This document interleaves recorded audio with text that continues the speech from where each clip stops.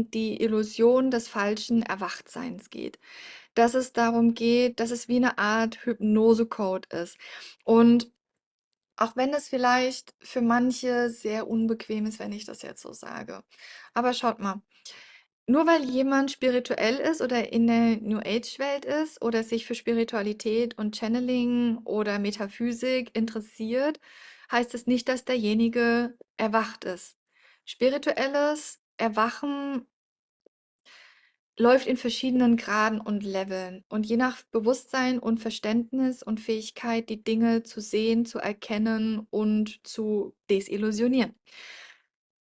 Wenn ich spirituell interessiert bin und interessiert daran bin, mich persönlich weiterzuentwickeln, dann habe ich eigentlich letzten Endes nur mir selbst die Bestätigung gegeben, dass ich eine Seele habe, sehr wahrscheinlich, und einen Sinn von selbst habe. Das heißt, ich erkenne, dass ich bin und nicht jemand anders und ich weiß, ich habe eine Seele und ich meine auch, dass es nach dem Leben weitergeht und dass es nicht endet. Das heißt, der Sinn von selbst, dass der auch mitgenommen wird irgendwo anders hin. Die meisten Leute glauben, dann sind sie wach, aber diese Leute schlafen. In der New Age-Welt gibt es ganz viele Schläfer. Also nur spirituell zu sein bedeutet, sagen zu dürfen, erkannt zu haben, eine Seele zu haben und diese Seele auch wahrzunehmen und zu fühlen, sich entwickeln zu wollen. So. Ähm, Nicht mal 80% der Menschen innerhalb der New Age-Welt weltweit sind wach. Die meisten schlafen. Und das bewusst, weil New Age Teil der New World Order ist. Die New Age-Welt ist so gebaut und aufgebaut, Seelen, Menschen, die zu dem Punkt erwacht sind, dass sie eine Seele haben und einen Sinn von selbst haben, abzuholen und zu manipulieren. Die New Age Community, die New Age Welt ist eine Art neue, uniforme Religion. Christentum, Hinduismus, Islam, Judaismus, aber auch Daoismus hat nicht gereicht.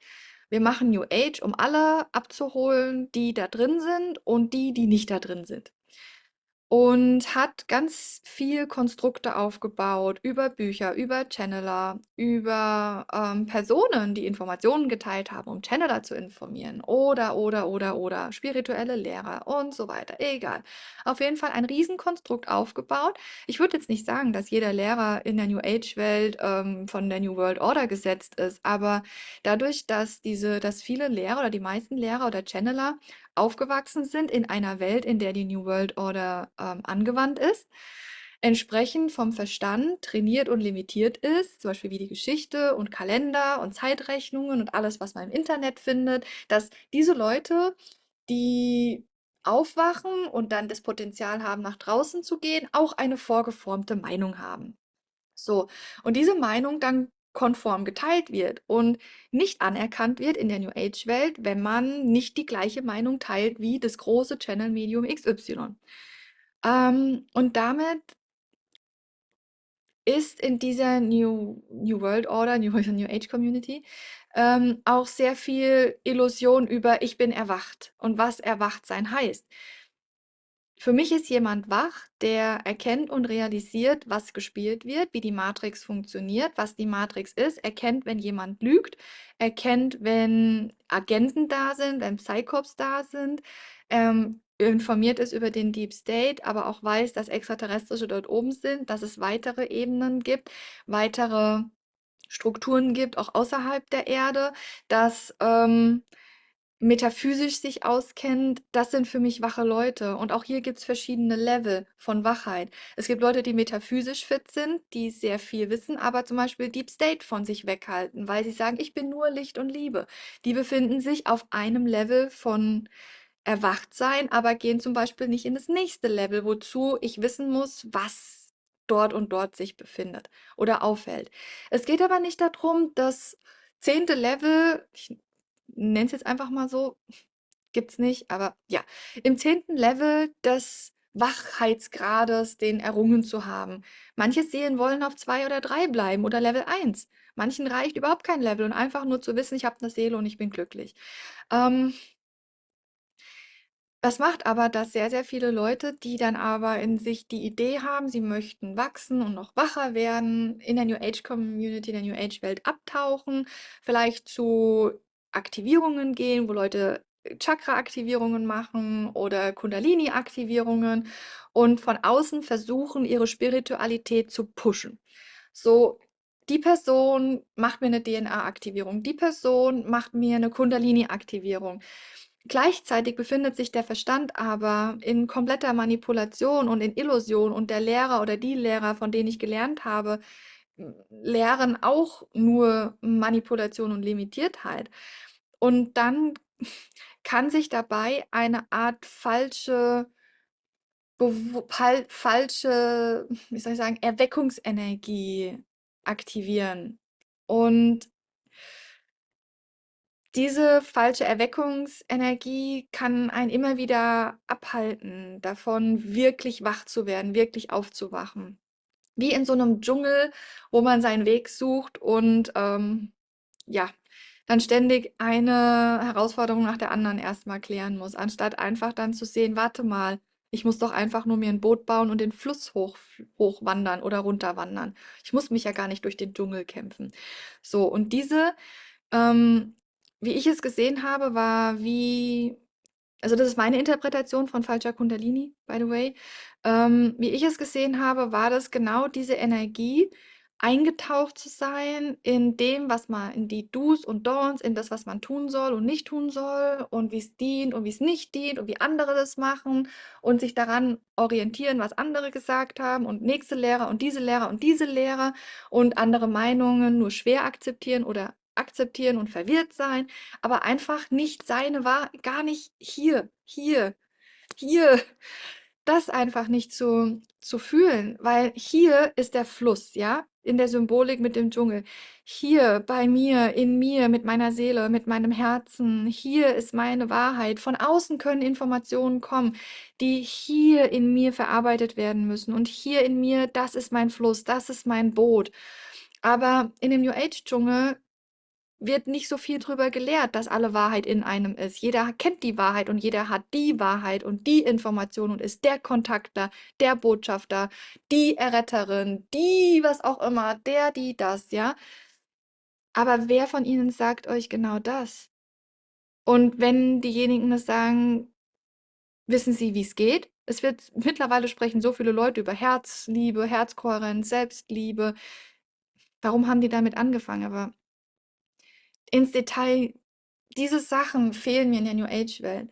Und diese falsche Kundalini ist wie, als würdet ihr mit einer Machete durch den Dschungel laufen und versuchen, euren Weg zur Spiritualität zu erkämpfen. Und dann kommt ihr mal da vorbei und mal da vorbei und mal da vorbei, aber ihr müsst euch weiter euren Weg kämpfen durch den Dschungel, anstatt einfach zu euch selbst zu kommen, zu warten auf die Inspiration mit dem, was ihr schon an Kontakt erfahren habt und dann zu sagen, okay, warte, ja, ich baue mir ein Boot und gehe einfach den Fluss nach unten oder nach oben. Ich werde Zivilisation finden und aus dem Dschungel rauskommen, früher oder später, entweder nach oben oder nach unten. Wahrscheinlich nach unten komme ich raus. Und zwar daraus und alles, was ich auf diesem Fluss erlebe, von diesem Flussbett, ist mehr von mir selbst. Ich kann das Ufer beobachten, die Tiere am Ufer, die Vögel hören, kann mir einen Fisch aus dem Wasser holen, wenn ich was essen muss, kann mal an Land gehen, wenn ich dort einen Früchtebaum sehe. Aber ich kämpfe mir nicht mehr meinen Weg durch den Dschungel und lasse mich ablenken. Und diese falsche Kundalini war wie die Idee, sich durch den Dschungel kämpfen zu müssen und in dem Dschungel bleiben zu müssen. So hatte ich diese, wie so eine Störenergie wahrgenommen. Und was die Aktorianer gemacht haben, ist das Angebot wie ein Reset, zu sagen, okay, wir setzen euch jetzt an dem Flussufer aus, wir entfernen die falsche Kundalini und ihr habt die Möglichkeit, nochmal zu überdenken, wo ihr hin wollt. Manche gehen wieder in den Dschungel rein und schlagen sich mit ihrer Machete den Weg und lassen sich wieder Aktivierungen geben, suchen wieder die Erlösung bei irgendwelchen Lehrern, Channel-Medien oder was auch immer. Und andere bleiben am Flussufer sitzen und überlegen, was jetzt? Was mache ich jetzt damit? Wie fühle ich mich jetzt? Was brauche ich jetzt? Und das sind dann die, die Inspirationen bekommen. Warte mal, ich gehe jetzt erstmal in, wie ich manchmal schon gesagt habe, eine spirituelle Diät. Oder wie Saint Germain hat es euch auch, glaube ich, Saint Germain hat euch mal gesagt, macht mal eine spirituelle Diät. Oder Metatron. Metatron war es, genau. Und das war, glaube ich, auch der Zweck gewesen, einfach mal zu gucken, so, ich möchte jetzt zu mir kommen und nicht zu den Versionen, die andere Leute in mir sehen. Und ja, sich dann das Boot zu bauen und zu sagen, okay, ich probiere es jetzt auf meine Weise, die keiner macht. Und ich lasse mich jetzt den Fluss runtertreiben und halte mich dort auf, wo mein Herz mich hinführt. Das ist so meine Perspektive zur falschen Kundalini. Aber bitte fühlt auch bei euch, was ihr so fühlt dazu, wie eure Perspektive ist. Es ist so eine große Übersetzung jetzt für eine Energie, die wie so Störfelder, sprich, ihr wollt da und dann kommt die Energie und macht fupp.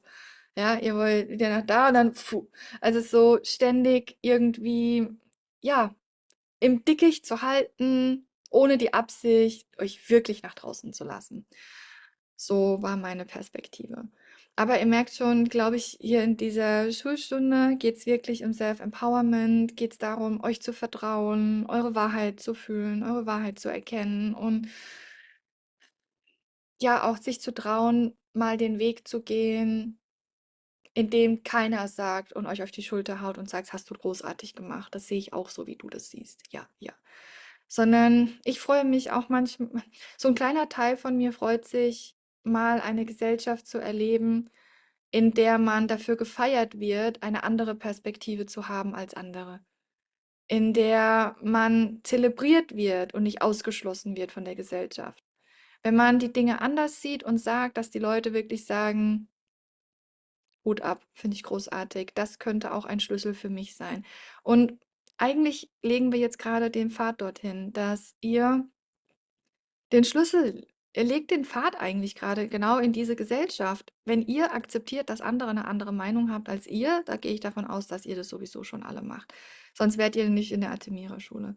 Und wenn ihr jetzt euch traut, eine andere Meinung als der Rest zu haben, könnt ihr andere inspirieren. Und ich sag mal, die Welt von Rot in die Welt von Blau bringen. Und ja, wäre doch auch schön, wenn das so ein Ziel wäre, was wir erreichen können. Vielleicht zum Sommer, vielleicht zum Herbst, vielleicht zum Winter, vielleicht schon Ende Frühling, in ein, 2, 3 Monaten, dass ihr hier die Welt öffnet, eure Welt öffnet und eure Wahrheit lebt.